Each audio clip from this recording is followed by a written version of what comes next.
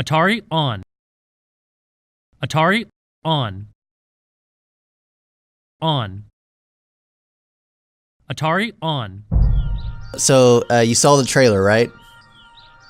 Yeah.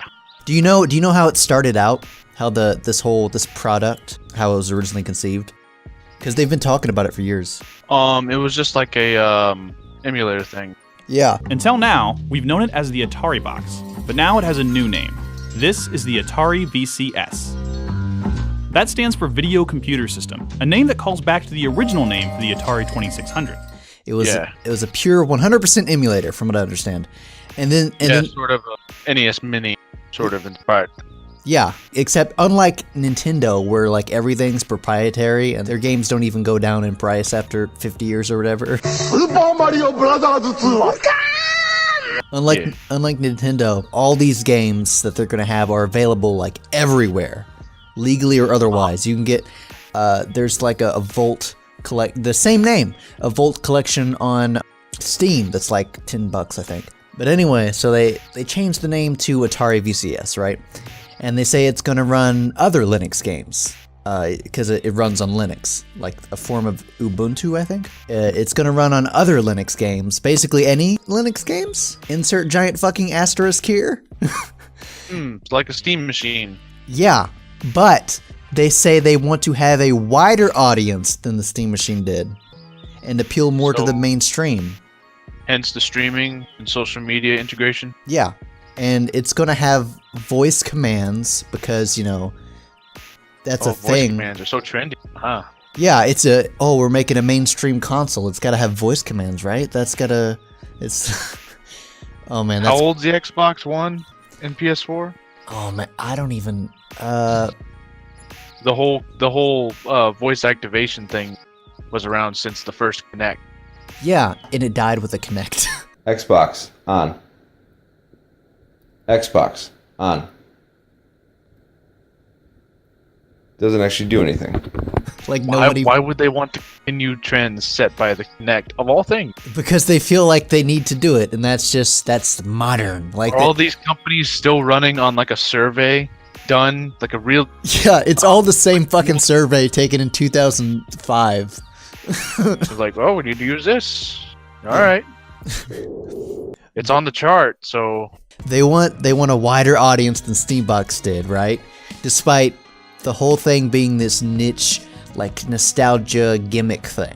Like, I mean, the emulator was stretching it enough. Afraid that it's gonna be a over-exaggerated RetroPie.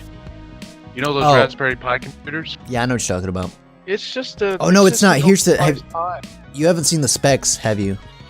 No, I haven't. Okay, here's the thing. It's definitely not a Raspberry Pi. I'll tell you that much.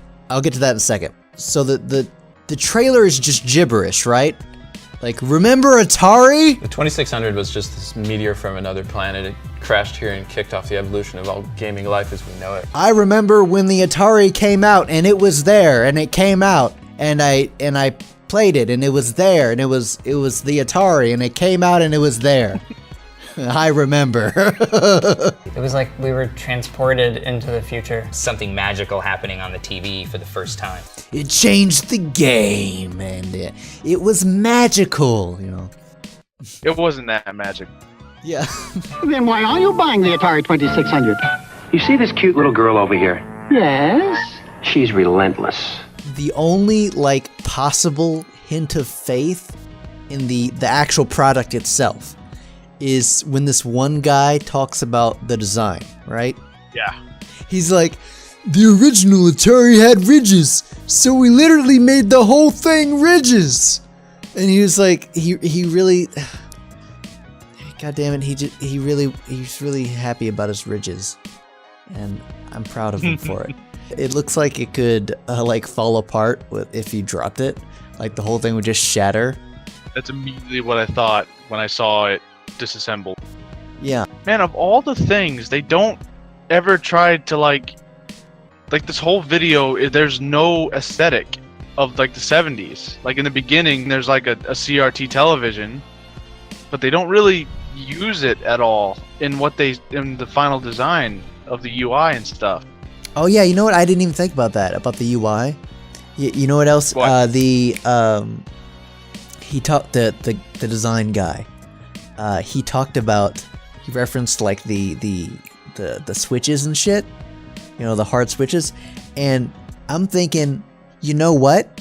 You should have put switches on there. Yeah, like legit switches. Yeah, the only thing you have that references the original is the ridges and the wood veneer. The version with the wood veneer, and we'll get to that in a second, is, I think, beautiful. I think it looks great. And it's the one thing the console has going for it. It's But everything it sounds else. like they're making it exclusive. Yeah, it's the wood one is called the collector's edition, apparently. That should be the base model. Yeah, I was under the impression that that would be the standard, right? And I heard the price, I saw the price $200 somewhere, and I'm thinking, okay, you've got this pre-packaged emulator. It's real simple and easy to plug and play, and you've also got extra functionality if you want to expand and, you know, throw some like low-end games on there. Run GTA 5 at like 30 frames per second at 720p. Yeah. But apparently, that nice affordable $200 only applies to the black generic looking version with no controllers. For the version with the retro joystick, that's another $30.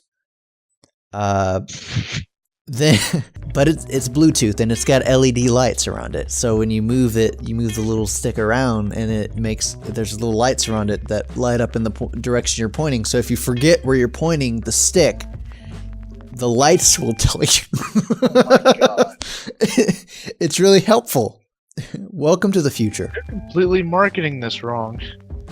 They're going for the retro nostalgia thing, but yet they still want it to be a modern system. Well, I mean, to be fair, the marketing isn't what's wrong. Like, it's objectively correct marketing, apparently, because it fucking worked. Have you seen the Indiegogo? No, what's it at right now? Okay, they launched an Indiegogo for $100,000. Okay, within a day, they had gone over that, and now they have like $3 million. Oh my! It's fucking ridiculous. It's Ouya all over again. Television. I can't believe it was this easy though. Like, here, I got the specs up here. So it has 8 gigs of RAM. Right? Okay. 1.75 gigahertz 8-core CPU. Interesting. Yeah. Oh wait, no, wait. Holy shit! I'm looking at the Xbox One. My bad. Okay, 4 gigs of RAM. 4 gigs. Only 4 gigs? Yeah, 4 gigs of RAM. It looks like a good CPU. Up to 3.3 gigahertz. Lots of USB ports and Bluetooth and whatnot. But here's the best part. Storage. 32 gigabytes. This is supposed to... It's supposed to it's supposed to be for modern games. You're supposed to be able to... Here's the thing. GTA 5, like I said earlier, would run on this, from what I understand. But it would take up the entire memory, and I think, and then some, maybe? I'm pretty sure it's up there in the double digits as far as... Oh yeah. Yeah. I don't know, man. Most of the games that'll attract people to it will just be on every other platform as well. Yeah. Like, I don't see any exclusives being released for the Atari VCS. That's the thing, is that they haven't mentioned any exclusives at all. Like, people keep asking, and they just don't have anything. At first, I thought it was just going to be an overall Atari emulator. You know what I mean? Like, not just for the 2600, but, like, imagine it being a console like the Nintendo NES Mini, but it had Atari 2600 games, but also games from future Atari consoles, like all the way up to the Jaguar. Yeah, as far as I know, all the like throwback stuff that they've ever released, all the collections, they've all been like original Atari games from like the first 1 or 2 machines. Because, you know, asteroids and stuff people recognize. Yeah. If they were to like understand and knowingly and vocally embrace their nicheness, the inherent nicheness. If they wanted to do it, they could do that.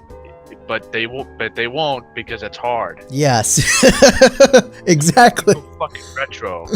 We could do the right thing, but that's hard. I have a prediction.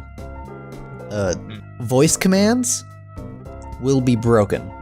There's no way they're going to use proprietary voice recognition and have it be useful. Oh yeah, it's gonna be a generic program.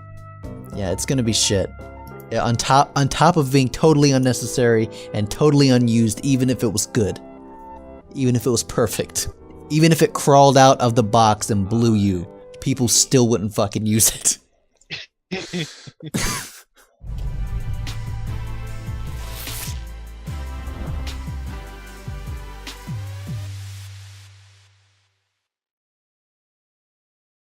I mean, I'd use it, but whatever.